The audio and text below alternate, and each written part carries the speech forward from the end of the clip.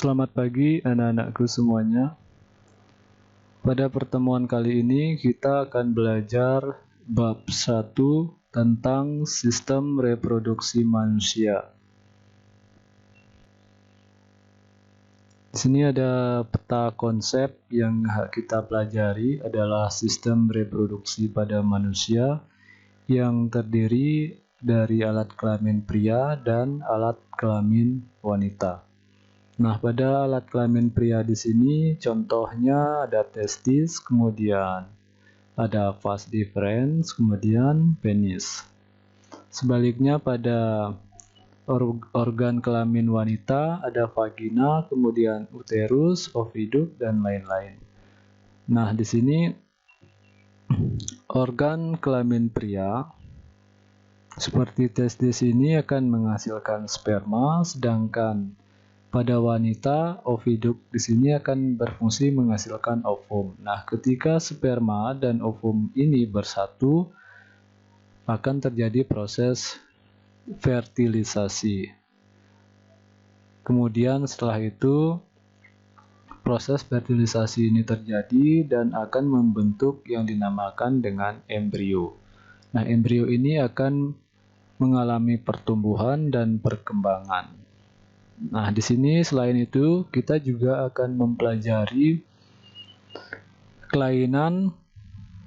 Di sini yang di bawah ya, kelainan dan penyakit. Kemudian juga kesehatan serta kesehatan pada organ reproduksi. Oke, kita lanjut di sini. Sistem reproduksi pada manusia di sini tujuannya untuk memperbanyak dan mempertahankan jenisnya.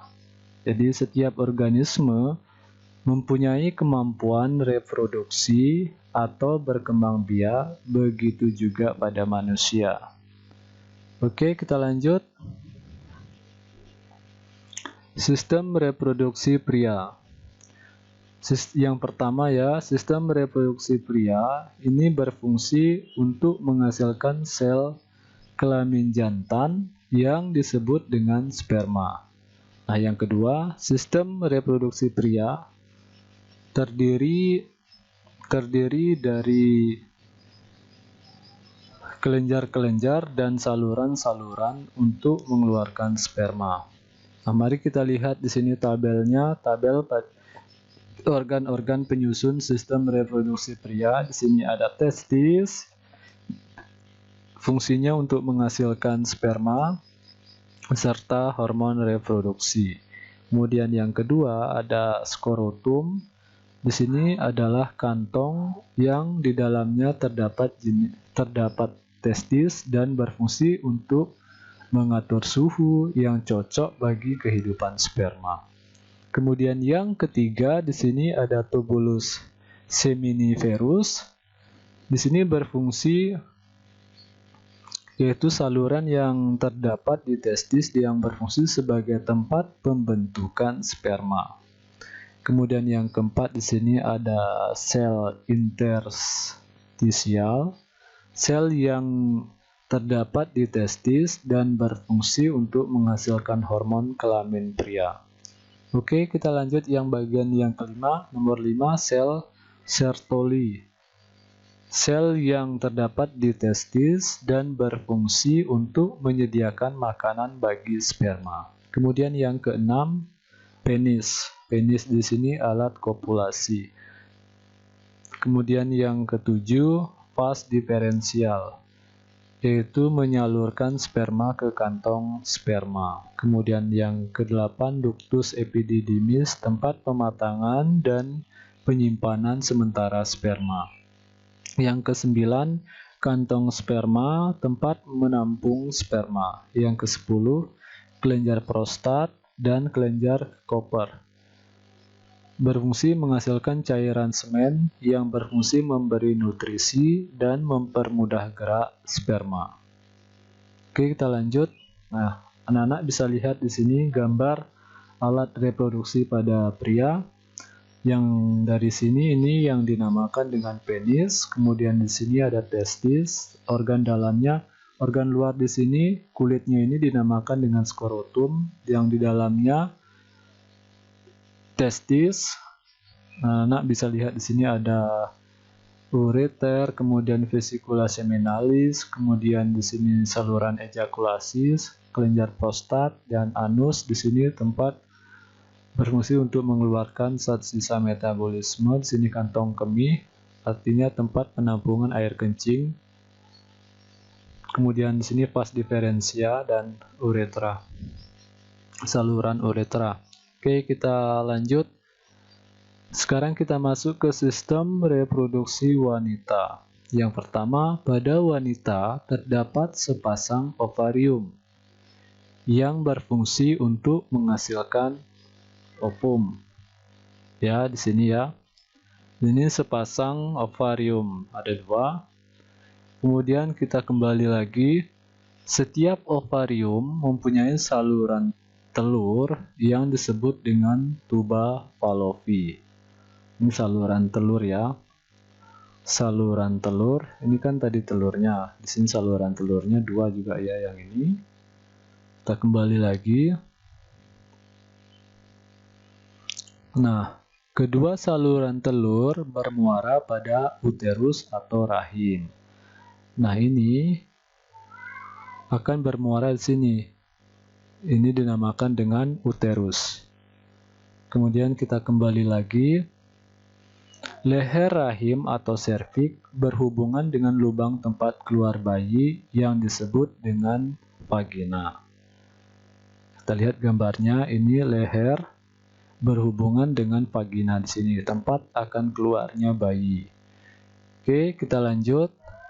Proses fertilisasi atau pembuahan. Yang pertama, ketika ovum telah matang, ovum dikeluarkan dari ovarium menuju uterus. Setelah matang akan dilepaskan menuju ke uterus. Kemudian proses pelepasan ovum dari ovarium disebut dengan ovulasi. Nah, yang ketiga, dalam perjalanannya ke uterus, jika ovum bertemu dengan sperma di tuba Fallopi, saluran telur, ovum akan dibuahi oleh sperma. Nah, jika tidak dibuahi, maka ovum ini akan pecah, sehingga akan pecah atau meluruh dalam bentuk sel darah gumpalan darah kotor. Kemudian kita lanjut yang keempat di sini, proses pembuahan ovum oleh sperma disebut dengan fertilisasi. Jadi ketika ada soal nanti apa yang dimaksud dengan fertilisasi. Jadi jawabannya, fertilisasi adalah proses pembuahan ovum oleh sperma. Oke, kita lanjut ke bagian nomor 4. Ketika proses pembuahan berlangsung, hanya kepala sperma yang masuk ke dalam ovum. Nah, sini ya. Ini hanya kepala sperma. Ini kepala sperma saja yang masuk ke dalam ovum.